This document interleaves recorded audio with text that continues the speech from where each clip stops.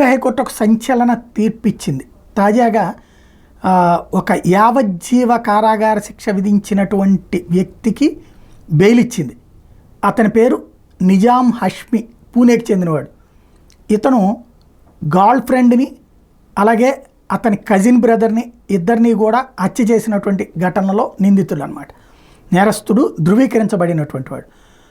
Prosecution ఈ విషయం మీద హ్యాడ్ ఈవెన్ ఇక ఆ అమ్మాయి బాడీని చంపి కూడా అత్యాచారం చేశాడు, ముక్కలు చేశాడు, అలాంటి వాడికి బెయిల్ ఇవ్వద్దు అని కోరారు.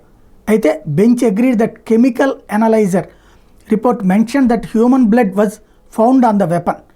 Bench prima facie were unable to accept the case of the prosecution to that extent.